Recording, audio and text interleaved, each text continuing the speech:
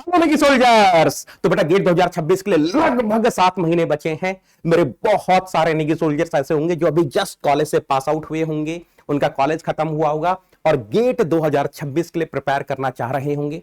या कुछ निगी सोल्जर्स ऐसे भी होंगे जो अभी थर्ड ईयर में आए होंगे, गेट 2026 गेट 2027 के लिए प्रिपेयर करना चाह रहे होंगे। एनीवेज, आप किसी भी कैटेगरी में हो, अगर आप कल से आज से अपनी गेट एग्जाम की प्रिपरेशन स्टार्ट करना चाह रहे हैं तो यह वीडियो आपके लिए है। मैं डिस्कस करने वाला हूं कि अगले 7 महीने आपकी क्या स्ट्रेटेजी रहनी चाहिए ताकि आप गेट 2026 में एक अच्छा परफॉर्मेंस दे पाएं। और यह सब मैं डिस्कस करूंगा अगले 7 मिनट में, इन 7 मिनट्स ओनली। ठीक है, सबसे पहली चीज, क्या सर अभी भी पॉसिबल है कि गेट 2026 में एक बढ़िया रैंक आ जाए? बिल्कुल पॉसिबल है। Yes, it's still possible. Yes, it's still possible. मैं हमेशा बोलता हूं, मान लो तो हार है, मान लो तो हार है, ठान लो तो जीत। बेटा आपको ठान लेना है कि मुझे 2026 में फोड़ना है, गेट 2026 मैकेनिकल फोड़ना है, गेट 2026 एक्सी फोड़ना है। सर ठीक है, मैं तैयारी करने के लिए रेडी हूं। सर कितने मार्क्स में टारगेट करूं?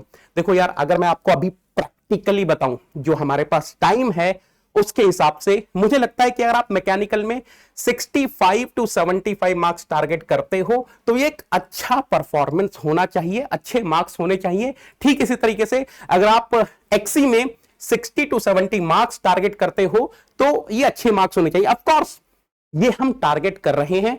जैसे जैसे आप प्रिपरेशन में आगे बढ़ेंगे आपका कॉन्फिडेंस बूस्ट होगा तो आप इन टारगेट को थोड़ा सा और बढ़ा सकते हो। बट आई फील कि 2026 में मैकेनिकल का जिस तरीके का पेपर आने वाला है, एक्सी का जिस तरीके का पेपर आने वाला है, तो yes, these marks will be good marks. चलो ठीक है, अब सुनो ध्यान से। कुछ चीजें हैं जिनका आपको ध्यान रखना है और सबसे इंपॉर्टेंट चीज है, देखो यार आपके पास लिमिटेड टाइम है ना, तो इस लिमिटेड टाइम में आपको लिमिटेड रिसोर्सेज ही फॉलो करने चाहिए, आपको लिमिटेड रिसोर्सेज ही फॉलो करने हैं। अगर आप YouTube से अपनी प्रिपरेशन स्टार्ट करना चाह रहे हैं तो यस, इसी YouTube चैनल पर अनअकैडमी गेट एमई पीआईएक्सी पर आपको बेहतरीन इंडिया के टॉप एडुकेटर्स की प्लेलिस्ट मिल जाएगी, आप उनको फॉलो करो। और मेरी सलाह यह होगी बेटा, एक सब्जेक्ट के लिए एक ही प्लेलिस्ट आप फॉलो करना, मल्टीपल प्लेलिस्ट आपको फॉलो नहीं करनी है। आपके पास टाइम लिमिटेड है तो यार बस टाइम को थोड़ा सा ध्यान से आपको यूटिलाइज करना है। इस टाइम में आपको जो प्लेलिस्ट फॉलो करनी है वो इफेक्टिवली फॉलो करनी है। सर मैं ऑफलाइन कोचिंग ज्वाइन करना चाह रहा हूं, बिल्कुल कर सकते हो। जिस भी ऑफलाइन कोचिंग को आप ज्वाइन करोगे वहां पर एडुकेटर्स, वहां पर टीचर जो आपको पढ़ा रहे हैं आपको वही फॉलो करना है। सर मैं ऑनलाइन कोचिंग ज्वाइन करना चाह रहा हूं, बिल्कुल कर सकते हो। ऑनलाइन कोचिंग ज्वाइन करना चाह रहे हो तो यस, आपके पास अनअकैडमी भी एक ऑप्शन है। अगेन ऑनलाइन कोचिंग में भी जो एडुकेटर्स आपको पढ़ा रहे हैं ब्लाइंडली फॉलो करना है, फिर चाहे वो अनअकैडमी है या कोई XYZ अकेडमी है, but make sure you are following the educators only. In case अगर आप अनअकैडमी ज्वाइन करना चाह रहे हैं तो आप यस नेगेटन लगाकर सब्सक्रिप्शन ले सकते हैं। फ्लैट 50% ऑफ आपको मिल जाएगा नेगेटन लगाने पर। आज ऑफर का लास्ट डे है। 6 महीने का सब्सक्रिप्शन आपको मिल जाएगा 8,499 का, 9 महीने का सब्सक्रिप्शन आपको मिल जाएगा 9,999 का। इस QR कोड को आप स्कैन कर सकते हैं। Make sure you are using नेगेटन ओनली। ठीक है सर, थोड़ा सा टाइमलाइन बता दो कि किस तरीके से हम यहां से अगले 7 महीने मैनेज करें। तो यार देखो, मान लो कल से आप अपनी प्रिपरेशन स्टार्ट कर रहे हो, ऑफ कोर्स अनअकैडमी पर कल से हम नए बैचेस भी स्टार्ट कर रहे हैं।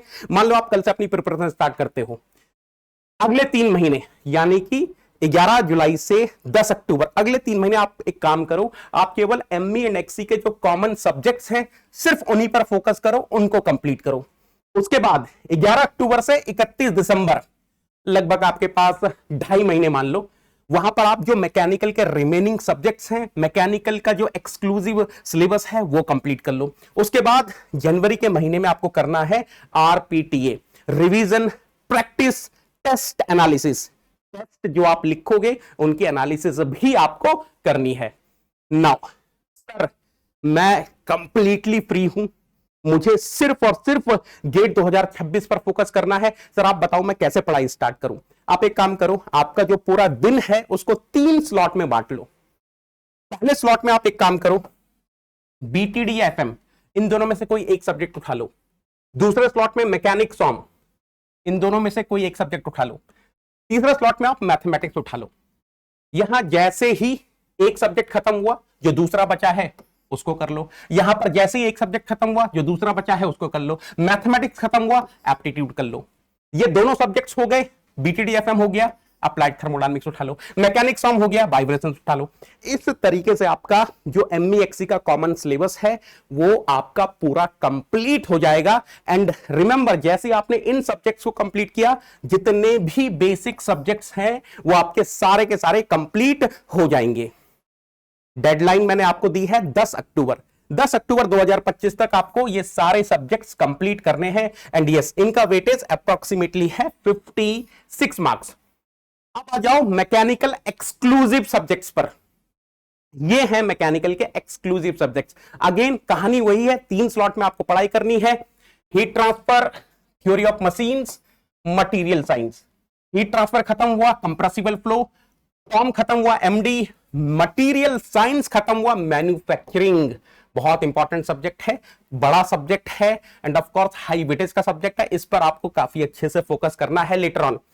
यहां हो गया टर्बो मशीनरी, ये वाला स्लॉट खत्म, ये स्लॉट खत्म। यहां पर जैसी मैन्युफैक्चरिंग आपका खत्म हुआ होगा तो आप आई&आर स्टार्ट कर सकते हैं, या इसको यहां पर ले जा सकते हैं, या आप पर डिपेंड करेगा आपको कैसे मैनेज करना है। But make sure 31 of December 2025 तक आपका ये पूरा सिलेबस कंप्लीट हो जाए। इसका वेटेज है ऑलमोस्ट 44 मार्क्स। इस तरीके से आपका पूरा पूरा सिलेबस कंप्लीट हो जाएगा, गेट मैकेनिकल का, गेट एक्सी का। अब कुछ पॉइंट्स है जो आपको ध्यान रखने हैं। पहला पॉइंट, रनिंग नोट्स बनाने हैं।